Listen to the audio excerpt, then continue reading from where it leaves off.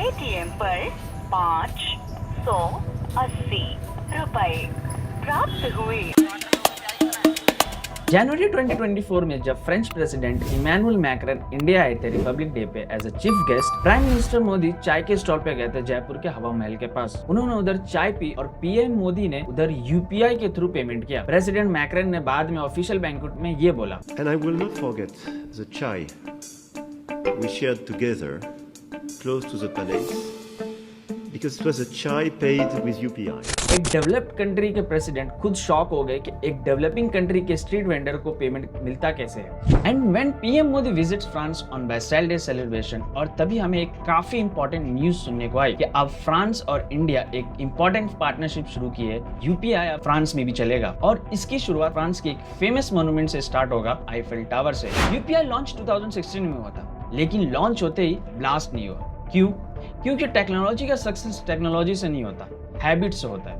अगर आप इस चैनल पे नए हो तो प्लीज चैनल को सब्सक्राइब कर वीडियो लाइक करना ना भूलें। चलिए शुरू करते हैं।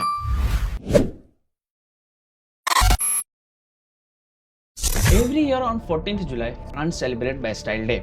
पेरिस में बैस्टाइल नाम का एक जेल था और फ्रेंच रेवोल्यूशन के दौरान जेल पर लोकल लोगों ने अटैक कर दिया था और फ्रेंच के किंग ने कैद किए हुए लोकल को छुड़वाया।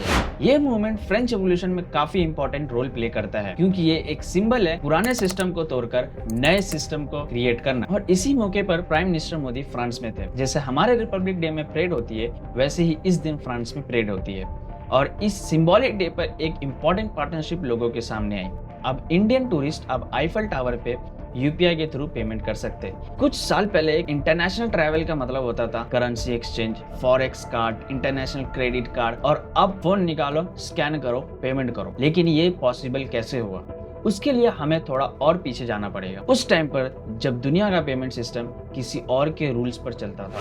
यूपीआई को समझने के लिए पहले हमें समझना पड़ेगा यूपीआई से पहले दुनिया कैसे चलती थी। मान लो आप फ्रांस गए, आपने कॉफी ली, आप कार्ड स्वाइप किए, आपको लगा पेमेंट हो गया, लेकिन रियलिटी में एक स्वाइप के पीछे काफी लोग काम कर रहे होते हैं। आपका बैंक, मर्चेंट का bank, payment processor, currency conversion और बीच में एक नेटवर्क जो इन सब को कनेक्ट करता था। और कई सालों तक ये नेटवर्क मेनली दो प्लेयर्स कंट्रोल करते थे, वीजा और मास्टर कार्ड। अब क्लियर कर देता हूँ, ये विलन नहीं थे, इन्होंने ग्लोबल पेमेंट को इजी बनाया। लेकिन एक प्रॉब्लम थी, जितना बड़ा नेटवर्क उतना ज्यादा डिपेंडेंसी। अगर इंटरनेशनल पेमेंट करना है तो मोस्टली उन्हीं के रोड्स पर चलना पड़ेगा और हर रोड का अपना कॉस्ट है, प्रोसेसिंग, सेटलमेंट, कन्वर्जन। और इसी वजह से दुनिया में पेमेंट इंफ्रास्ट्रक्चर काफी सेंट्रलाइज्ड बन गया। इंडिया भी इसी गेम का पार्ट था, लेकिन फिर इंडिया ने एक अलग क्वेश्चन पूछा, व्हाट इफ पेमेंट करने के लिए कार्ड की जरूरत ही नहीं पड़े? What if bank directly bank से बात करे? और इसी क्वेश्चन से एक आइडिया निकला, यूपीआई।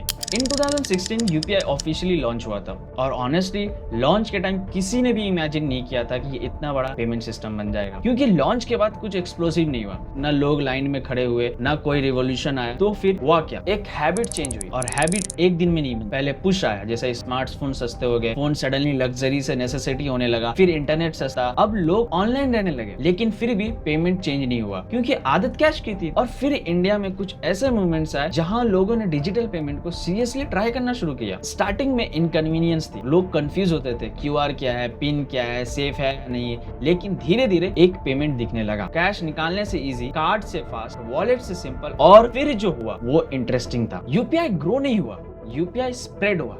एक इंसान यूज करता था, दूसरा देखता, दूसरे को तीसरा देखता था, फिर तीसरा ज्वाइन करता। और कुछ साल में चाय वाला, ऑटो वाला, कॉलेज कैंटीन, सब्जी वाला, एवरीवेयर सब एक ही नेटवर्क पर आ गए थे। और तब पहली बार इंडिया में ऐसा हुआ कि एक स्ट्रीट वेंडर और एक बिग रिटेल स्टोर एक ही पेमेंट इंफ्रास्ट्रक्चर यूज कर रहे थे। ये सिर्फ डिजिटल पेमेंट नहीं था, ये एक्सेस का डेमोक्रेटाइजेशन था। अब तक की स्टोरी इंडिया के अंदर की, लेकिन अब एक इंटरेस्टिंग क्वेश्चन आता है, यूपीआई इंडिया में इतना सक्सेसफुल है तो क्या ये इंडिया के बाहर भी काम कर सकता है? और यही से शुरू होती है इंटरनेशनल पेमेंट्स। यूपीआई को कंट्रीज के एग्जिस्टिंग पेमेंट सिस्टम के साथ कनेक्ट करना, ध्यान देना, ये रिप्लेस करना नहीं था। और फिर धीरे धीरे अनाउंसमेंट आना शुरू हुआ। Singapore, UAE, France, Thailand, Oman, UK, और हर पार्टनरशिप का पर्पस सेम था, क्रॉस बॉर्डर पेमेंट को सिंपल बनाना। सिंगापुर सबसे इंपॉर्टेंट एग्जांपल। मान लो एक स्टूडेंट इंडिया से सिंगापुर पढ़ने गया। आज नॉर्मली क्या होता है, पेरेंट्स मनी ट्रांसफर करते हैं, banks, conversion, time, charges, and imagine करो cross border payment network smooth हो जाए। मनी मूवमेंट इजी हो जाए।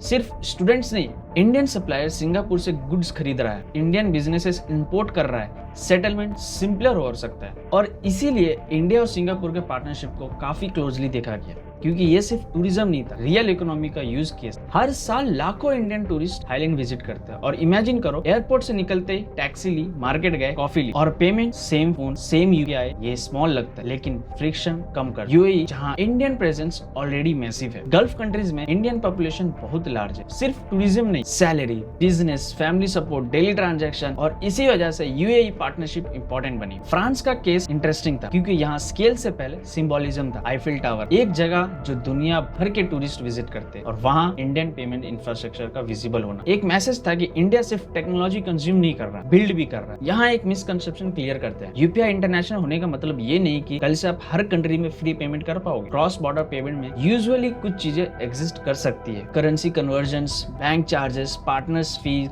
कंट्री रेगुलेशन, और हर ट्रांजैक्शन का इकोनॉमिक्स डिफरेंट होता है। यूपीआई सिर्फ एक्सपीरियंस सिंप्लीफाई करता है, करेंसी मैजिकली सेम नहीं हो जाती। और यहीं पर स्टोरी इंटरेस्टिंग हो जाती है, क्योंकि अगर कंट्रीज अपने पेमेंट सिस्टम कनेक्ट करना शुरू की तो लॉन्ग टर्म में ग्लोबल मनी मूवमेंट का स्ट्रक्चर भी चेंज हो जाएगा। लेकिन इसका मतलब क्या है? क्या ये वीजा और मास्टर कार्ड को रिप्लेस करेगा? क्या यूएसडी की इंपॉर्टेंस कम हो जाएगी? और क्या यूपीआई इंडिया का नेक्स्ट बिग एक्सपोर्ट बन सकता है? ये समझना है फाइनल चैप्टर में, फाइनेंशियल रेवोल्यूशन। अब तक हमने देखा कि यूपीआई कैसे बना, इंडिया में कैसे एक्सप्लोड हुआ, और कैसे धीरे धीरे दुनिया के कुछ कंट्रीज के पेमेंट सिस्टम से कनेक्ट करना शुरू हुआ। लेकिन अब सबसे बड़ा क्वेश्चन, क्या ये सिर्फ एक पेमेंट ऐप है या कुछ और? करेंसी कन्वर्जन, इंटरमीडियरीज, और ये स्ट्रक्चर खराब नहीं था, बस कॉम्प्लिकेटेड था। और इंडिया ने एक डिफरेंट अप्रोच दिखाई, एक ऐसा सिस्टम जहां पेमेंट एक्सपीरियंस सिंपल हो सकता है। अब इसका मतलब ये नहीं कि कल से दुनिया यूपीआई पे शिफ्ट हो जाएगी या वीजा और मास्टर कार्ड डिसअपीयर हो जाएगा। रियलिटी इतनी सिंपल नहीं होती, लेकिन जब अल्टरनेटिव एग्जिस्ट करता है तब कंपटीशन क्रिएट होता है, और कंपटीशन से इनोवेशन आता है। और शायद इसीलिए यूपीआई इंटरेस्टिंग है, क्योंकि इंडिया ने सिर्फ एक